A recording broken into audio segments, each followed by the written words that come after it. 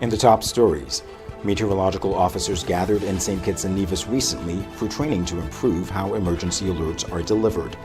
Traditional cultivators are being trained to participate in the Federation's developing cannabis industry. And St. Kitts and Nevis has participated in the latest United Nations negotiations on international tax cooperation. The details of these stories and others after the break.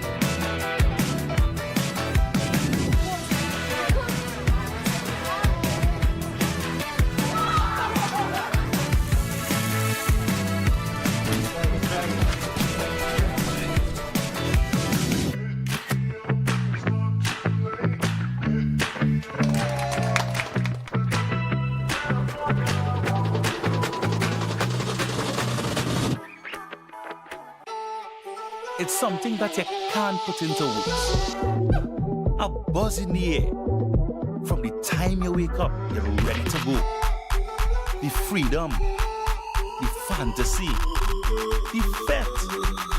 To know it is to live it and love it. You have to experience it. If you know, you know.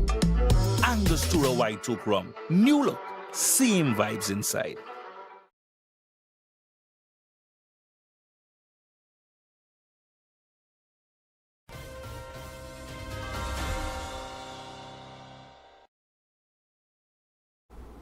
Welcome to the ZIZ Major Newscast. I am Jamie Morris. St. Kitts and Nevis recently hosted meteorological officers from across the region for training aimed at improving how emergency alerts are shared with the public. The two-day Common Alerting Protocol Implementation National Workshop was hosted by the Caribbean Meteorological Organization at NEMA headquarters. Science and Technology Officer with the Caribbean Meteorological Organization, Kenneth Kerr, explained the focus of the training. Currently, we are here in a workshop called the Common Alerting Protocol Workshop, where we are building capacity in St. Kitts and Nevis to standardize the methodology in terms of how they exchange information with the public and key stakeholders. Kerr said the workshop also aimed to strengthen the region's ability to get critical information to the public quickly when natural hazards threaten. The aim is to create one message, but use multiple channels to get the information out. Typically, a radio needs a soundbite, television needs some graphic that looks good, and the press needs a system that gives them a lot of information. Under the Common Alert Protocol, you create one message, and that message goes to all the channels, including social media. And it allows the Met Service to get the information out rapidly. Chief Operations Officer of the St. Christopher Air and Seaports Authority, Calvin Duggins, welcomed the training, saying effective alert systems are important for St. Kitts and Nevis and the region. Currently, our national weather forecasts and warnings are produced by the Antigua and Barbuda Meteorological Service, meaning that regional cooperation, interoperable systems, and clear standard operating procedures are critical to our Federation. This training provides an opportunity to strengthen those governance frameworks, clarify institutional rules, and build robust dissemination systems alongside telecommunications providers and the media.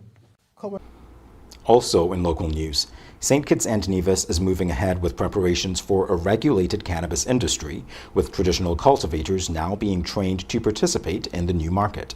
The program is being led by Dr. Matthew Emanuel, a lecturer at the University of the West Indies Mona campus in Jamaica, who was hired by the government to assist with the implementation of the industry. The training is focused on building the knowledge and skills of traditional cultivators and preparing them to operate within the regulated framework. Yeah, so this is a traditional cultivators program. It's the government initiative to involve traditional cultivators who have participated within the illicit market and who would generally have some indigenous knowledge and competence in terms of growing cannabis. So this program is a training to facilitate knowledge building, information, and to allow the farmers to understand their roles within the regulated framework and to help generate the competence which would be needed in terms of serving the regulated market. Dr. Emanuel says participants have been actively engaged in the training, with the process expected to help prepare cultivators for full participation in the industry. Oh, well, the attendees here have been very engaged. They ask numerous questions. That means that the enthusiasm is definitely there, and we would like to see that engagement being followed into the issuing of the traditional cultivator's license. And these farmers will be able to contribute to the economic sustenance of cultivating cannabis and nation building within St. Kitts and Nevis. The sessions have also brought traditional cultivators together with the wider cannabis and Rastafari communities. Dr. Emanuel says engagement is key to ensuring that persons who have been involved in cannabis have an opportunity to raise concerns, ask questions, and better understand how they can participate in the regulated market. It's important because it brings the traditional cultivator, it brings the cannabis community, it brings the Rastafari community in one room, and we could hear they could voice their concerns, and we could answer questions and guide them along the lines to understanding their role that they would play within the regulated framework once things have been put in place. So this is good for building the momentum which is necessary to facilitate the sort of cultivation that would be needed to serve the regulated cannabis market.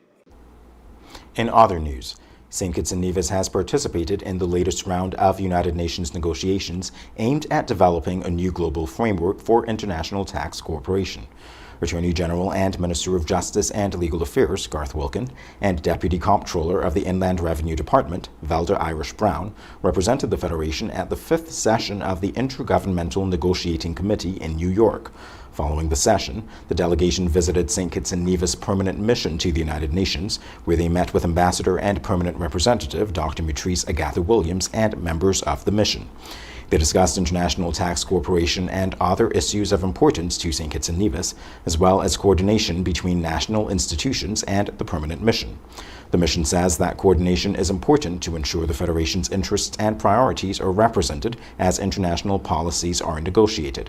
Ambassador Williams reaffirmed the mission's commitment to supporting national stakeholders in their engagement with the United Nations. After the break, more than 10,000 cruise passengers arrived in St. Kitts on Thursday aboard 2 major cruise ships, and the police are reminding the public to stay clear of the Bakers Point rifle range as firearms training continues through Saturday. We'll have the details in a moment.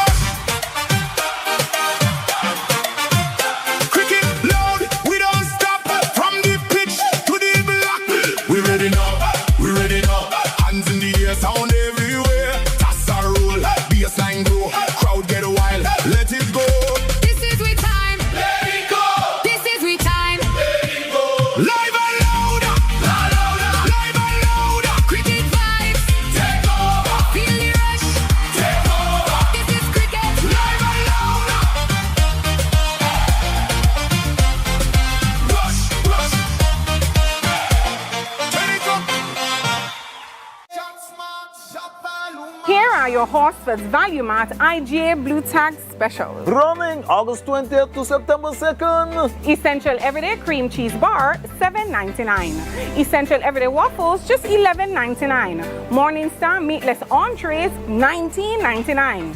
Blue Ribbon Ice Cream Tub, $31.99. Essential Everyday Cooking Oils, $14.99. Essential Everyday Canned Fruit is just $9.99. And now our value deals. Essential Everyday Pasta, $4.99. Essential Everyday Mac and Cheese, $2.99. Starkist Tuna, Water and Oil, $3.99. Essential Everyday Salad Dressing, $9.99. Essential Everyday Canned Vegetables, $3.99. Arm & Hammer deodorant, $9.99. Shop Smart, Shop Value Mart. Tell them in Spanish. Sea listo y haga sus compras aquí en Value Mart. Yeah, yeah, hey. Shop Smart, Shop Value Mart. Swipe your card, live your life. National Bank Life is nice. You can spend it when you want it, how you like, where you like. Swipe your card, live your life. National Bank Life is nice. Home or away, any time of the day. Credit or debit, right in your pocket. The National Bank card, so many benefits. Oh yeah, the choice is yours. Just come and embrace it. Live your life your way with purchases big or small. Mango, nuts, breadfruit and all. You can spend it when you want it, how you like, where you like. Swipe your card, live your life. National Bank Life is nice.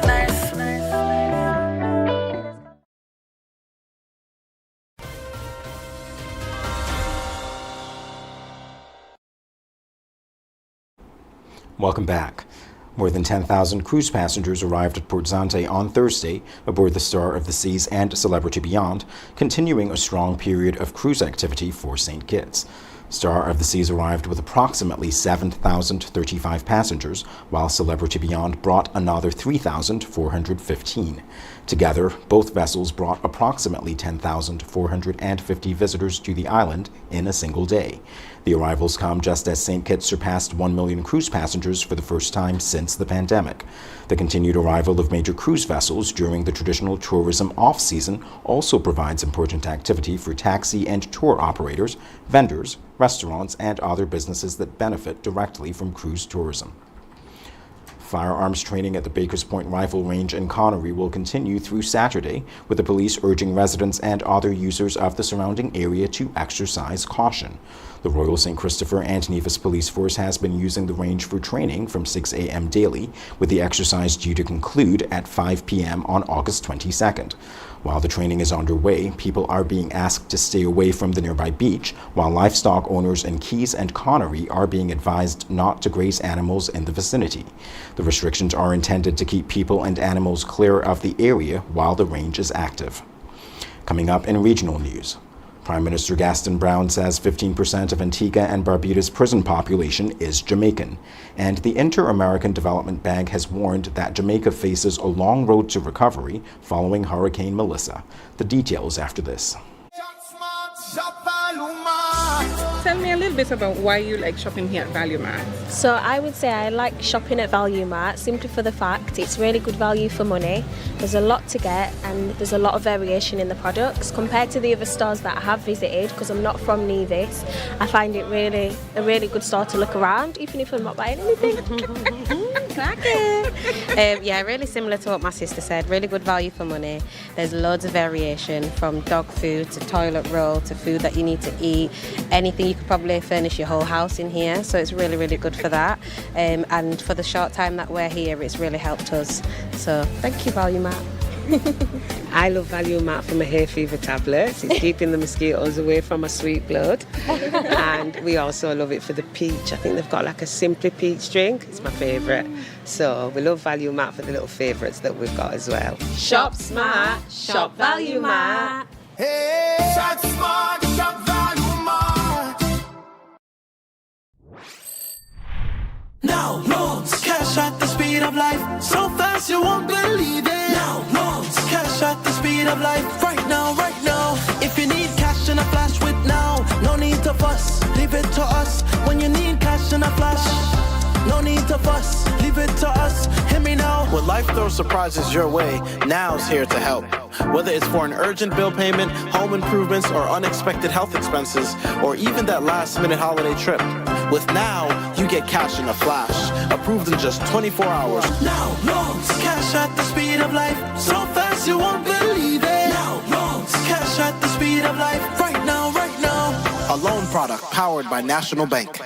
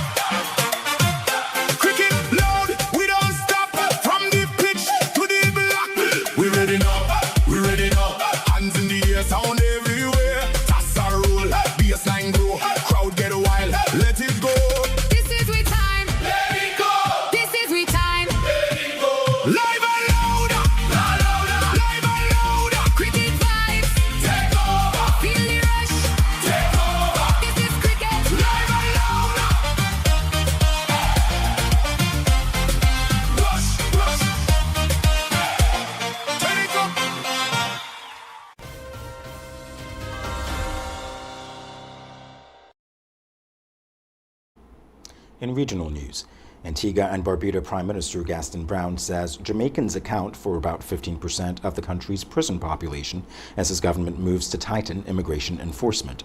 Brown made the disclosure during his weekly radio program, The Brown and Brown Show, while addressing the number of non-nationals in prison and people living or working in Antigua and Barbuda without legal status. The Prime Minister said the government does not intend to criminalize people simply for overstaying, but warned that those who remain or work in the country illegally will face greater enforcement.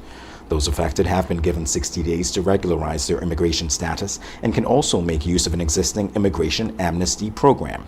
Brown warned that those who fail to regularize their status could ultimately face deportation.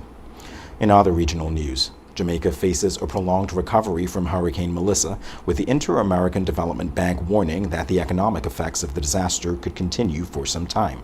The Category 5 hurricane caused an estimated $12.2 billion in physical and economic damage, equivalent to almost 57% of Jamaica's gross domestic product. The scale of the damage has also put pressure on the government's finances, as higher reconstruction spending pushes up the deficit and debt. The government has since postponed its fiscal targets by 2 years to create more room to fund the recovery. Despite that pressure, the IDB says Jamaica still has access to significant reconstruction financing and remains on course to meet its medium-term target of reducing public debt to 60% of GDP. But the bank says damage to homes, along with continued disruption to tourism and agriculture, could weigh on economic activity as recovery continues. It is urging Jamaica to build greater financial protection against future disasters, including through insurance, disaster financing, and stronger fiscal buffers. Ahead in international news, President Donald Trump has vowed to impose tougher economic sanctions on Iran and nations providing support to Tehran. And the United Kingdom has announced a major initiative to clean up illegal dumps and increase penalties for environmental crimes. We'll have the details after this. Trust in NCI, come to NCI, protect with NCI, only NCI. Always here for you, always. NCI is here for you, always. Whole life, term life for your peace. Healthcare, health plans, no worries. Home shield coverage, you're safe. Choose NCI to secure your space. Life challenges will come your way, but NCI brightens your day. Through your life's journey, we're here to stay. NCI will protect you all the way. Whole life, term life for your peace. Healthcare, health plans, no worries. Home shield coverage, you're safe. Choose NCI to secure your space. Trust in NCI, come to NCI, protect with NCI, only NCI. Always here for you, always. NCI is here for you, always.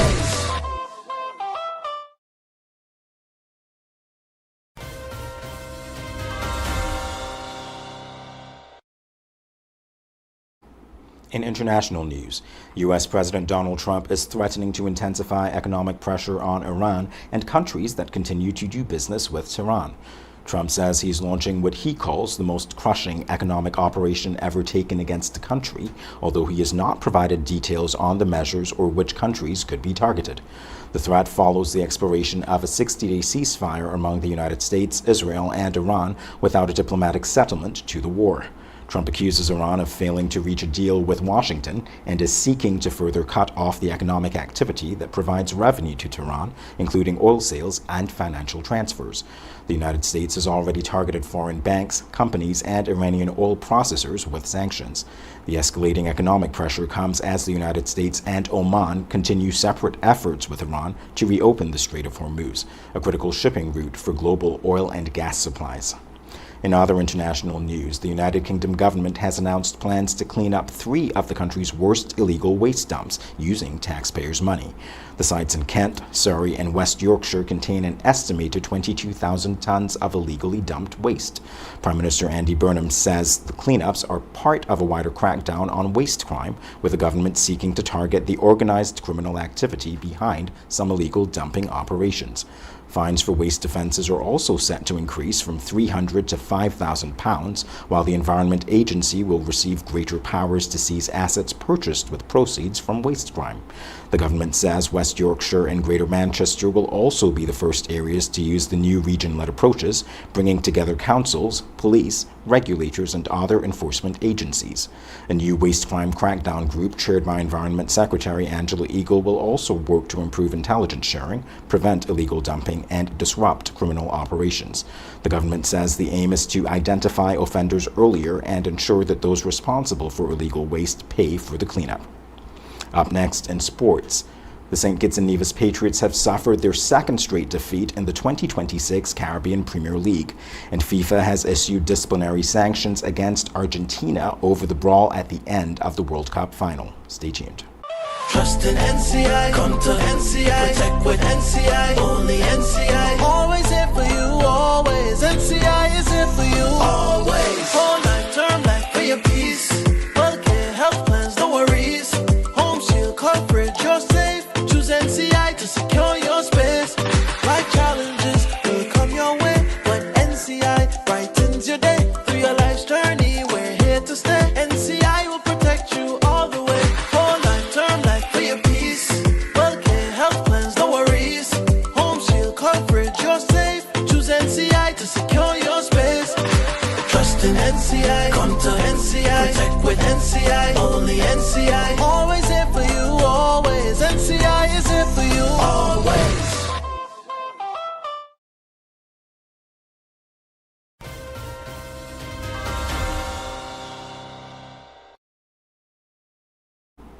In sports, the St. Kitts and Nevis Patriots suffered a 3-wicket defeat at the hands of the Antigua and Barbuda Falcons last evening. Batting first, the Patriots posted 187 for 6 from their 20 overs, led by an unbeaten 49 from Dasan Shanika, while Kyle Mayers contributed 34.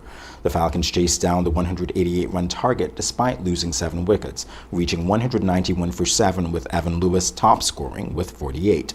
The Patriots now return to St. Kitts, where they will play 4 of their remaining 6 matches. Their home leg begins on August 27th against the Jamaica Kingsmen. Argentina midfielder Leandro Paredes has been handed a 10-match ban for his role in the on-field clashes that followed Argentina's 1-0 defeat to Spain in the 2026 World Cup final. FIFA's disciplinary committee also suspended his teammate Noel Molina for 7 matches, while both players were fined $90,000. Argentina must also play its next home match at 50% capacity, with the second match under the same restriction suspended. The Argentinian Football Association was fined $321,000 for several disciplinary breaches, including team misconduct and discriminatory chants and gestures by supporters. FIFA has ordered that $100,000 of that fine be invested in a plan to combat discrimination, while another $100,000 has been suspended, subject to a probationary period. Spain midfielder Gavi and Argentina's Thiago Almada were each given 1-match bans for their part in post-match confrontations. Argentina coaching staff member Roberto Ayala was also suspended for 3 matches. When we come back, we'll have another look at the stories that made the headlines. Yeah, man. Another day in the books.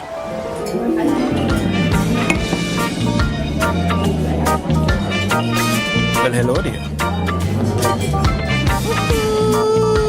Ooh, she pretty from head to toe, and are you ready to go?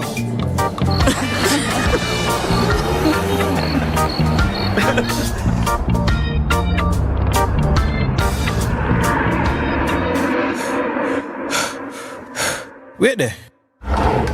Whew. Can't afford to slip up. Not even in my dreams.